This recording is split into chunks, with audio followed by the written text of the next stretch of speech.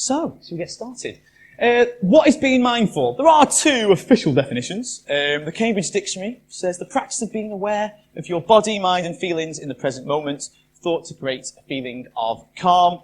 In the Merriam-Webster Dictionary, the practice of maintaining a non-judgment state of heightened or complete awareness of one's thoughts, emotions, experiences on a moment-to-moment basis. For me, this is what mindfulness is. What are you feeding your mind? Because every day we know what foods we should eat. Remember at primary school when we had that wall, we had to put all the healthy things, like you put like carrots, lettuce. Then you had your unhealthy wall where you put your cans of pop and all that malarkey. We know what we should eat. Whether we eat them or not, because I've had a pizza before this, is up to us. We also know we should exercise. We know we feel better when we exercise. We know that. Whether we do it or not, is up to us. But we don't really know about our minds. We're not taught about how to deal with sadness, or how to deal with jealousy, or how to deal with any emotion, really. You just get chucked into life and we're like, right, here we go. And that's hopefully what I will help you with tonight. So, there we go. Nice little graphic. So, this is what I mean about feeding your mind is, what are you talking about? That's just really important. Like, what things daily are you talking about? So, are you talking about things that are negative? Or are you talking about things that are positive? Now, we'll implement this little thing here. I'm not here to be happy, clappy, everything's amazing. That isn't what I'm doing. What I'm saying is, are you just talking about things for the sake of talking about? Like the weather, etc., etc. What are you talking about? That's what be mindful. Be mindful of what you're talking about. Be mindful of what you're reading. I won't mention certain newspapers, but you get what I mean. Some newspapers are slightly slanted one way, some are slightly slanted the other, some magazines, etc., etc. So it's all about, what am I reading? Does this make me feel good? What are you watching? TV programs. Do you know what? You've had a really bad day, so what did you go and watch? Some sort of murder documentary. That is up to you. None of this, again, this tonight is judgmental. I'm having a bit of fun with you because I've done the exact same. I still love that Watchdog. Remember Watchdog on telly? And why? Oh, cowboy builders, great. Some people ripping them off. I don't know why we watch it, but I'm going to explain why we do. There is a reason why we do and why we watch it. What are you thinking about? This is something we're going to be talking about tonight. What are you actually thinking about? And this is the one I've just snuck in afterwards, which is what are you eating? Because we all know if you eat a bit of crappy food, it does not feel good. You always feel better for eating salads as well. So just being mindful of what you're eating and what you are drinking as well. So tonight I'm going to go through 5 key learnings here, 5 key things that I think massively changed my life. I've read so many books, been on so many seminars, but most importantly, I've implemented it. Am I perfect? No. I get this. But like, for example, when you put on a bit of weight over Christmas, you eat too many things, and then afterwards you're like, right, I better cut down. You know it. So the thing is, all these things I've learned and implement as best I can. So hopefully these are the things you'll take away. And these are things on your handout. So you might think, what are these pictures? Random. It's these. All right. So the first one I've done for you is this. The emotional scale. Has anyone heard of this? A few people? Is it from our staff training days? Okay, so I've got to make sure I press the right button. The emotional scale is the idea. Now this is where, if you are asking or want scientific evidence, I will bring that on, no problem. This is a little bit pseudoscience. It's just a feel, and as I explain it, hopefully it will make sense. So, what a lot of people have realised, that have kind of studied this, is your emotions are kind of in a scale. So at the top are the things that feel fantastic, the ones at the bottom feel awful. That's the case. And everything in between. Now, if I cut my hand, it hurts. Ouch. I drop down there. But what happens with my hand? It heals. Over time, it's uncomfortable. It might itch a little bit. But if I leave the scab, it heals. Now, I know it's hard to believe sometimes, but actually with your emotions, it's exactly the same. If you let go of a cork underwater and let go, the cork naturally rises to the top. And the same with our emotions. Our emotions we naturally heal. So why don't we naturally heal? You could say, well, why do I feel like I'm down here a lot? Well, especially the British, we do this. We get knocked down, things happen to us which aren't particularly nice. We then get knocked down here. Totally normal, we are human, we go through that. Even the biggest gurus that have sold millions of pounds and had a few more people than me, they go down here as well. We're all human. It's how you get back up. So what happens? We're down here, and naturally the next step up is anger and rage. That's why they say, especially with grief, the 5 stages of grief. But when we start to allow our emotions, if you think about it, how many times you've been down here and the next feeling has been the one in red? And then you've got, oh no, I shouldn't be angry. I mean, revengeful. These words, we think, oh, I shouldn't be revengeful. No, I should be, I'm an adult. I should be okay with this. But what I'm saying here is if you start to allow your emotions, this is what I said from the beginning, when you're mindful of what you're thinking and what you're feeling, when you're going, oh, okay, which is weird to say, I'm allowed to feel revengeful. Just feel the kind of peace in that. Yeah, I'm allowed to actually feel it. It's part of my healing process. I'm not saying go and smash someone's window in, but what I'm saying is allow that feeling. Allow that. That you're allowed to feel revengeful, rage, anger. What a lot of us do, especially the British, we get here and go, oh no, shouldn't be angry. And then we swirl around it. So am I saying to go and lamp everyone out? No. What I'm saying is be aware that you are allowed to feel it. Just feel the kind of relief, just going, yeah, I'm allowed to feel jealous of my next door neighbour that's got a new car, or they've got this and I haven't got this. Absolutely valid. Because you'll move through it in time. So the emotional scale is something that really helped me, because, and this one I'm sure will resonate with a lot of you. When you're down here and someone says to you, think positive, you want to slap them quite hard. And now you know why. Because if you're vibrationally down here, if you think about it, these are feelings, aren't they? These are just words. Anger is just a word. It's just a word that we attach that feeling that we get inside of us. All these words are. So all these are vibrations about how we feel. So as you actually, these are darker and heavier and these are lighter and brighter. So if you're down here and someone tries to drag you up, it's really annoying. So obviously your loved ones are doing it out of kindness and because they love you, but now you can see why. So it's going, yeah, that's right, I'm down here. That's absolutely fine. But my aim is to be up here. No rush, no pressure. But that's my aim. Because what a lot of us do is we're down here, we feel bad about it, and then it doesn't really move. If I said to you all, don't think of a pink elephant, I bet you all thought of one. You can't not think something. So if you're down here thinking, oh, I shouldn't do this, shouldn't feel this, shouldn't be this, shouldn't be negative, shouldn't be this, shouldn't be this, what happens, that elephant gets bigger and pinker. And that's why you think, it's going to get worse, not better, Ben. Why am I not moving up the scale? Because you're not allowing where you are. Okay? You're not allowing where you are. Now, when I say this, when I'm saying accepting your feelings, this is what I mean. When it comes up, allow it. Feel it. The technique I'm going to teach you later on is going to be explaining how to do that. There's a very fine line between going, yeah, I'm letting out my emotions, then going on Facebook going, don't know why I bother, don't know why I bother. What's up, hon? What's up, hon? You know. Do you see the difference? There's a difference between talking the same old crap and actually going, actually, this is how I feel. So especially with like Mental Health Day yesterday, I'm not saying don't talk. I'm just saying, are you letting it out, or are you just banging the drum of what you heard last week, what happened 2 years ago, etc. But again, I'll come on to that, why that happens in a minute. So the emotional scale, it's just like if you cut, your hand will heal. Eventually, your emotions will heal. So you've got to accept them. And I'm sure people that have been through this can see now kind of path. Now, for all the pragmatists in the house, it doesn't mean you get up in the day and go, right, I'm going to go from jealousy over to worry, over to hopefulness. It's a guideline, okay? It's a rough feeling, okay? This is a bit of a pseudoscience, but hopefully you can understand what I'm getting across with it. Your emotions are feelings, and as you start to let them go and start to appreciate them and allow them, they start to move up. If you fight them, they're there anyway. So there's no point fighting them.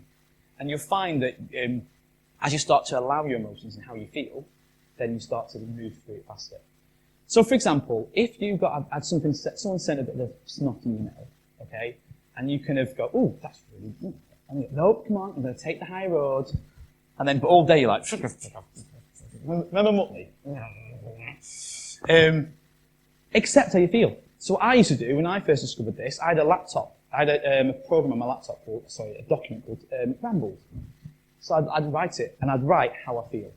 So I'd write, I wouldn't just write, oh, he's a cheeky beggar. It was like, I won't use language because I swear a lot. I'm going to be very good tonight, Mum and Dad are in. But you can imagine the language in my head. The first paragraph was rancid, but at least it got out. And the second paragraph, third paragraph, it's gone. Because I allowed it. And it just passes. These emotions down here, in time, are like clouds in front of the sun. I know these are heavier down here and they take a bit more time. But again, sometimes a deep cut takes longer to heal. Sometimes a deep cut needs stitches. And by that metaphor, I'm on about counselling and things that need a bit more time. But I'm speaking genuinely here. Does this kind of make sense to people? It does, doesn't it? I think it makes sense to a lot of things. So how do you move up? I'll come on to that more, but accepting it. Just feel the relief to go, yeah, I'm jealous.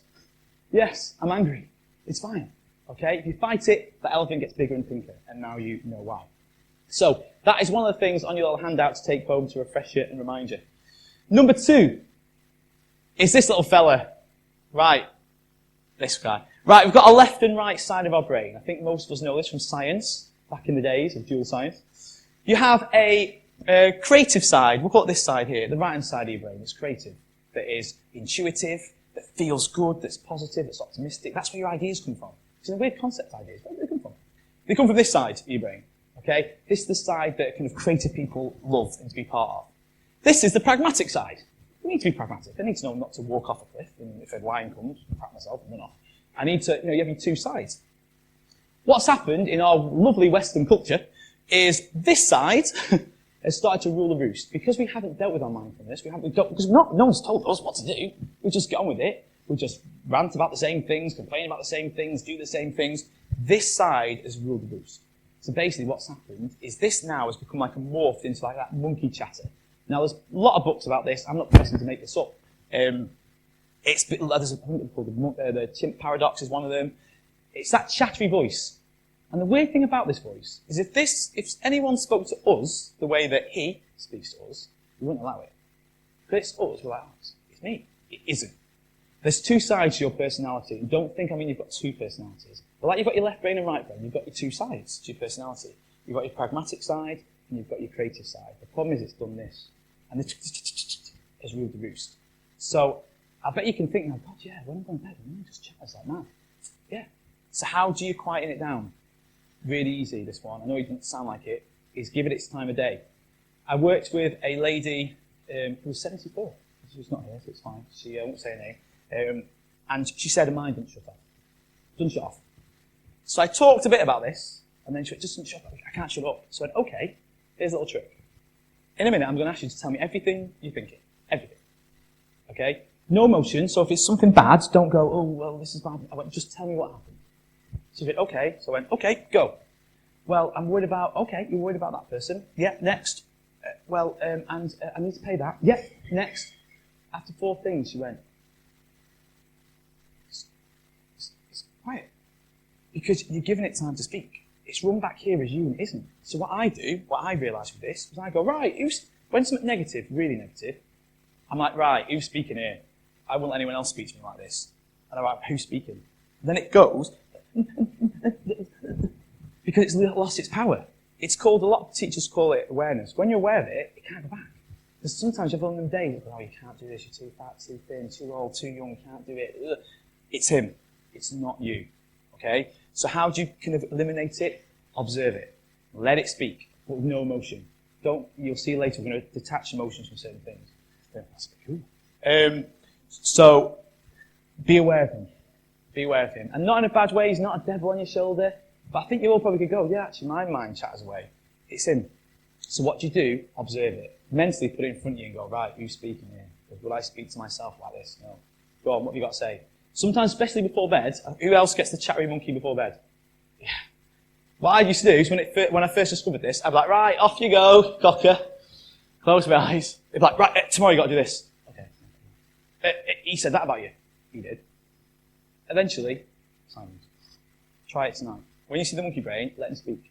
But do not get emotionally attached to what he says. It's a load of, you know what. Okay? Doesn't mean we can't be critical. Of course you've got to be critical. That's how we learn. But what happens normally when we criticise ourselves, it's normally emotionally charged. I'm stupid. No, you're not. Was that a great decision? Probably not. But it doesn't mean that I'm going to emotionally attach to that. That makes sense. You're going to start separating, which you'll come on to. So, Mr. Monkey Chatter, just give him his time of day. But know that it's not you. And don't let him speak to you the way that he does. Or she. Who knows? Right. Any questions about the monkey guy? Right. Number 3, we're zooming through it because this is the big one for me. This is a really important thing, that a kind of acknowledgement that helps me get mindfulness more and how you change your mindset. Remember, this is about new mind and new you. Your brain is basically the computer. It's a computer. The physical brain is a computer. That's a little nice little apple matter there for you. It's a computer. So what runs it? Your program. So by that, I mean, not Windows 10, it'll probably crash. That is what you're running. What programs are you running on your brain? This is the big one for me. This is what I realised. I think this is why a lot of people start self-help and go, it doesn't really work. I don't feel it's working for me. And it's this. This acknowledgement first is what we're going on with the next premise. But your mind, you as a personality, that is Windows. Your brain is the computer. So what we've got to do is reprogram that. Your brain, whether you're anxious, all these different things, are just run by this program, which means you can change it. And I'll go into it now. Okay, hopefully that concept makes sense and understands the difference between the mind and the brain. This one here is probably the biggest one for me. This is the one that probably changed my life the most. And after reading loads of books and going to lots of seminars, it was this that massively changed it. So, your conscious mind, basically, your kind of doing now, runs only 5% of your brain. 5%. 95% of it, good maths, is subconscious. It's the things that we do without even thinking about it. So, it makes sense. No wonder if you're trying to think positive, if your subconscious isn't. So, let's just quickly talk about the subconscious, without going too kind of confusing you all with it. The subconscious is basically those programs that are already there. So going back to Windows, those programs that we've done. So when you first drove a car, like we all did, you got in there, like, right, in first, window, right, no, what, you know, it's like the first time you drive a car, it's not good. But now, I've done it before, drove to Blackpool, then gone, chat, then gone, I just drove. Because it's become automated. Driving a car, for me, is automated. Brushing my teeth is automated. Walking, you don't go, excuse me, Cheryl, left, right, left. You just do it. So now it makes sense why certain things you do just run automatically. And it's not to scare you. A lot of these things are good. There's a lot of great things going on. And actually, the human spirit is naturally positive. It's just we've got a few programs that have just been trained over the years that have just taken us off kilter a little bit. So these are the things that run subconsciously. Our habits, routines, beliefs is the big one, which I'll come on to, patterns, prejudices, and values. So how do you start to change it? That's the question. If you think about it, if you start at the top and start to make these changes, eventually it starts to sink in. It starts to change. But you won't go to the gym once and expect muscles. You won't go, right, here we go. Oh, where are you? You wouldn't eat one salad and expect to be like 10 stone lighter. Same with this. It just takes time to train your brain. And that is why I showed you that the computer is the brain, your mind is Windows. So it just takes time to train it. Like if you did 3 minutes of breathing, going, yeah, I feel really zen today, and then next day go, why do I feel like crap? You wouldn't, that's why. It's all about momentum and keeping it and training your brain. That's why I've called it a new mind, a new you. You can do it, 100%. I've done it, so many people I've worked with have done it, so many people around the world have done it. They can do it, it just takes time, and that's the thing we're going to talk about. So, because this makes sense, your subconscious and conscious mind. So, conscious mind, don't let this put you off, that's the thing we do now. But with this is really powerful, and it sinks in. That's, until you're aware of it, you don't really know. And that's why we're talking about it. So, I'm not going to confuse you with all computer jargon, but if you open your computer, if you've got a laptop, and you open Task Manager, so it's when you press Control-Alt-Delete, it's when your computer crashes normally, you press that. It then pops up all these little things that you don't even realise are running in the background. All those little things, all these little programs that are running in the background that slow your computer down. And this is probably the best metaphor for your mind. All these little things that you complain about, worry about, moan about the weather, moan about this, I won't mention the B word, that little thing, politics, everything, is all these little programs which you can get rid of. You can. Now you're aware of them, you're like, I see what I'm doing. Because the biggest tip I could take away from today about being mindful is observation. You observe anything, it loses its power. If you observe that program going, I was about to moan again about the weather. I see what I'm doing there. It's called metacognition. I'm not boring you with science jargon. But it's when you observe something in your mind, or you observe a pattern in yourself, what you're doing is creating a separation. You're going, that's not me. Oh, I'm doing that thing again. And then you create a separation. And they've shown on scans of brains, this is fascinating, they've shown on scans of brains the neurological pathways changing. So it's not just me making mumbo-jumbo hippie stuff up, it's true. Today, with science, I'm going to show bits and bobs of it, but just to explain about that, I'm not a scientist, there's lots of scientific evidence and papers that back up a lot of what I'm talking about. But for me, here, I'm just going to show you how to drive the car. If you want to know how the car works, I can send you all the studies that I've read, etc. as well. But I'm here just to tell you about the car. But the thing is with this is probably the best metaphor I've seen. But I will talk about metacognition, because people that work with me are sick of the word. Because when you observe what you're doing, that's one of the most powerful things you can do for change. There's a lot of things you're doing, you didn't even realise you were doing. But now you know it, you're like, right, boom, on it.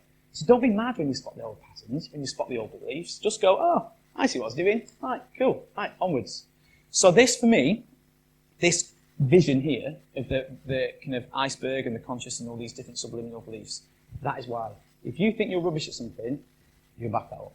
If you think the world's a bad place, you'll back that up. Now, I'm not, again, Pollyanna, I'm not going to say everything's airy-fairy and everything's amazing, but it's all about choices, okay? So this is really important here, just being aware of all these programs. So if you spot yourself moaning for no apparent reason, ask yourself why. Why am I doing that? Or you'll spot it. I know some of my clients that here will probably back me up, but the conversations will change. They'll go to say something and go, why am I going to say this? And it's them type of things. So I'm not here to go, oh my God, you've got millions of programs you've got to get rid of. You haven't got to get rid of loads. But the more you observe them, aware of them, every time you get rid of one and you observe it and you think, I'm doing that, you get lighter, you feel lighter. So, so the mind is a little muscle. It is, so you've got to train it. That's all you've got to do really, is make sure you just keep repeating it. An analogy, it's not even an analogy, it's true. My mum and dad are here, I will tell them a little story, and it is kind of links up with how your mind works. We've all done it when we've moved something, okay? So my mum and dad moved the towel rail ages ago, from where it used to be, over here, in my head now, to where it is over here. And at first, I went, oh, I'm going to the towel rail. Oh, no, it's not there, it's here. How long does it normally take for you to get used to something being moved? About 6 weeks. 4 to 6 to 8 weeks. And you think about it, when you've moved drawers and moved your socks from over here to over here, socks over here. At first, eventually, it's like the socks have always been over there. What's happened? You've trained this guy. So you can see now why just 3 minutes of Zen at a staff training day isn't going to make any difference. You've got to be, right, I'm on it. Right, let's do it. 6 weeks, I'm going to be on this, and in a good way, in a positive way, and just accept it and do it. But you've all done it, haven't you, where you've kind of thought, well, you've moved something, and you thought, I'm never going to get used to this. And then 6 weeks later, it's like they've always been over there. If that sticks in your brain to how your brain changes, that'll be brilliant. Because then you wouldn't expect changes overnight. It takes time. You didn't go, oh my God, the towels are over there. You just went, oh yeah, okay. Oh, yeah. So I'll tell you a little analogy of my house. I decided to move the condiments. So I had the condiments in the cupboard over here. There's a reason for this story. I know it sounds boring. It's over here. Now, the things every day I use, like salt and pepper, I got very quickly used to the over here. But then when I went to get the coconut oil, I went to the old cupboard, because I've not used that for weeks and weeks and weeks. And it just hit me and I thought, that's what it's like with our patterns, our old kind of mind patterns. Some things we see every day, we can deal with. That's why people say, why do things keep popping up? Because I haven't used the coconut oil for like 8 weeks. So of course that's going to be over there, because that's where I left it. So it's all about training your thoughts, what you think about, which you'll come on to, all your beliefs, all your ideas, all your kind of feelings, etc. It's being easy with it and going, oh, that's why they pop up, because I've not thought about that for a little while. So be easy on yourself. I want you to be excited about this, not about, oh, God, I've got rid of all this stuff. Everyone you get rid of is like chucking a sandbag over the hot air balloon. Just feel lighter. And that emotional scale, you'll start the day a bit higher up. That's what's happened with me. Am I perfect? No. Do I go down? Yes. Quick story about today. Today, everything that went wrong did. What was great was I thought, well, I've got one more walk. The guy that was meant to film it cancelled on the day, so he wasn't filming it, so I didn't have a camera film. Then my lovely bro by another Mo said that he'd film it. He actually phoned me and said, can I film it? I was like, yes, please. And I realised, I thought, I've got to want my walk in. This is where life becomes a choice of like how you deal with stuff.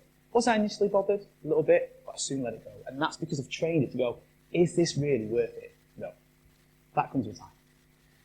Okay then. This is a one that I think, this is why then people then start to get irate, or people start to kind of, when you think, oh, they really trigger my buttons. This is one that really hit me as well. The sandwich boards. So let's put these up. I'm sure you'll probably resonate with a few things. I'm not going to mention one word on there. But this is what we do every day. Without realising it, we build a sense of self. So every day, I put on Ben sandwich board. So Ben likes this. Ben supports that political party. Ben likes this music. Ben doesn't like this. Ben agrees with this. Ben doesn't agree with that. So we put this on every day and we don't even realise it. They're our values. That's what I believe in, which is absolutely valid. But what you'll find, if you're on these and someone says something against you, your belief, you then go, and you take it personally. I mean, especially the past year or two, just look on Facebook. Everyone is so powerful in their opinions. Because if someone is really potently opinionated about that thing, which is absolutely valid, then someone opposing it blows up. Now, put certain words bigger. They're probably even bigger now. But like little things that don't matter as much, it's how important to you is how much you put it on your sandwich board. The reason why I'm saying that is you're then aware of it. Because I can be like, now with politics, I'm like, oh, I see what I'm doing. Because they don't agree with me. That's fine. I can. And let's be honest with ourselves. How many times have we had a discussion about football, politics, all the big ones, and anyone's changed their mind? Has anyone on Facebook had a rant and gone, do you know what, love, you're right. Sorry, I'll delete my posts. No one ever has done that. So why do we do it? Because, something we come on to, we get addicted to our emotions. A little bit of fact here. When we have certain emotions, it gives it like a chemical rush in our body. So what happens? We get that, especially this is not being sexist or general, but a lot of guys quite like a bit of anger. It quite like gets some frustration out. So what will happen is we'll then start to look for it. We then start to look for anger to bring it up. So this is a perfect opportunity for us to do that. And again, what I'm doing tonight is showing you things that we do without even realizing we're doing it. So what we do with our bodies and our emotions is our emotion goes, for me, being honest with you, mine was pity. I didn't realize I quite like pity. When I discovered this, I was like, God, yeah. So I would, if something went wrong, people would be like, I'd be like, yeah, poor me. And I thought, why, how pathetic. Why do I want pity? But I realized I didn't even know it because that emotional fix in me wanted pity. So I was like, whoa, again, metacognition. I observed it. I was like, right, why do I want pity? And again, like them patterns, the windows, those little programs, why do I want pity? It gains absolutely nothing. So it's being aware of these things I didn't even realize, but the emotional kick was fascinating to discover. They've shown it, they've done tests where your body craves it. If your body's used to moaning, it will crave it, and it'll be so hard not to moan. You'd be like, I just really want to say this about Brexit. I can't. You'll find ways, and you'll feel it in you. And again, just laugh at it and go, right, is this worth it? Is this worth it? Is this one of those programs that are adding on to my stress? If you think about it, if you're running 80%, people say to me, I feel like I'm running 80% stressed. Yeah. If you go back to that that thing that I put up, this one, here, on your computer, it tells you on your little graph, like what you're running at. I'm running at 90%, like Monday. Now you know why. Because if you're moaning about Brexit all weekend and moaning about this and moaning about this and moaning about this and complaining about the weather and this is bad, oh my God, can you see how they all total up? And as you start to let them go, 80%, 70%, 60%, you start to run at a better level because you're letting go of things that don't really matter. Them people on Facebook are going to change? No. Your neighbours across the way are going to change? No. It's a choice. Oh yeah, but they shouldn't be like it. You're right. But it's a choice. Can you do anything about it?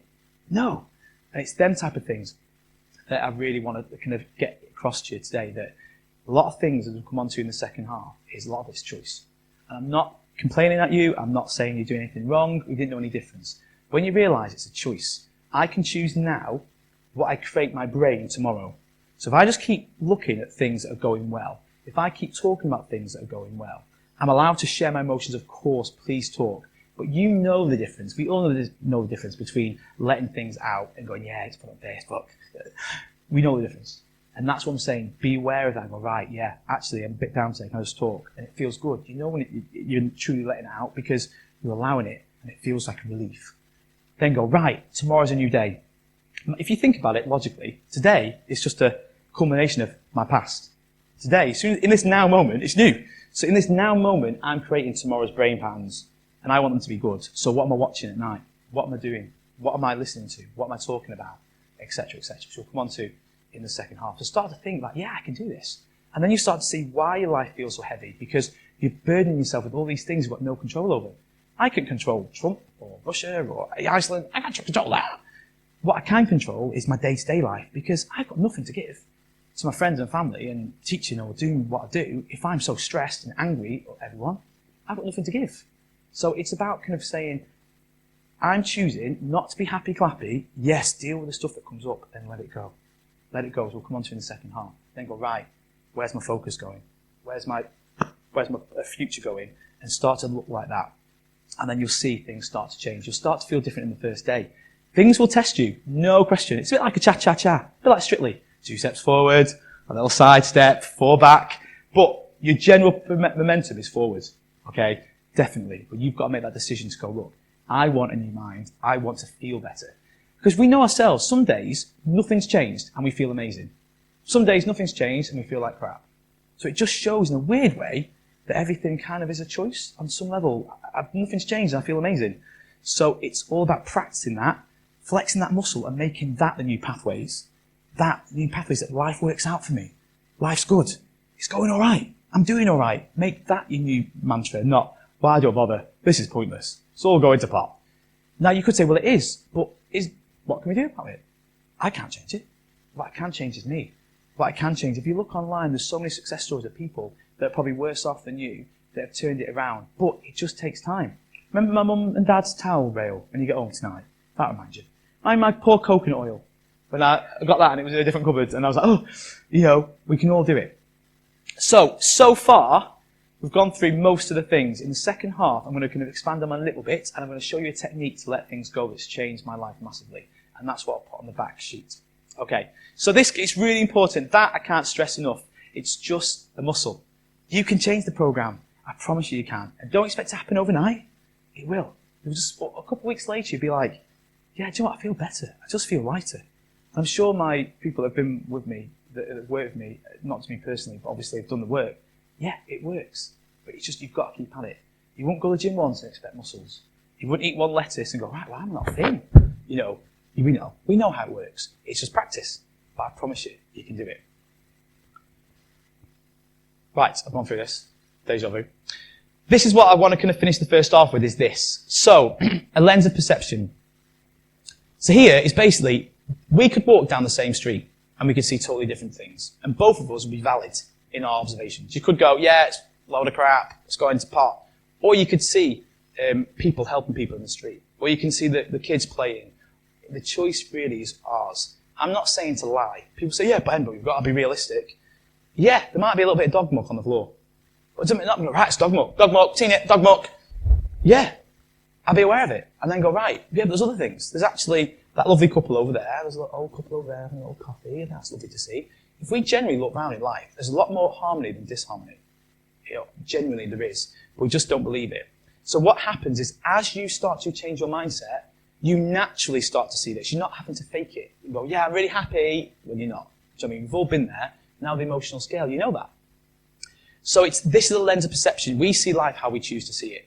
And it doesn't mean that I'm not saying there are things going on that aren't great, but I cannot physically do anything about that. If it come a voting day or come a decision or someone asks me, I'll tell you my opinion. But I thought I've got more to give by keeping myself happy and being, enjoying life and taking the best out of it. But that's come through mind training and just being aware of it. It's easier than you think. I know I keep saying about training your brain and programs. All you've got to do is observe and allow. That's what I'm doing.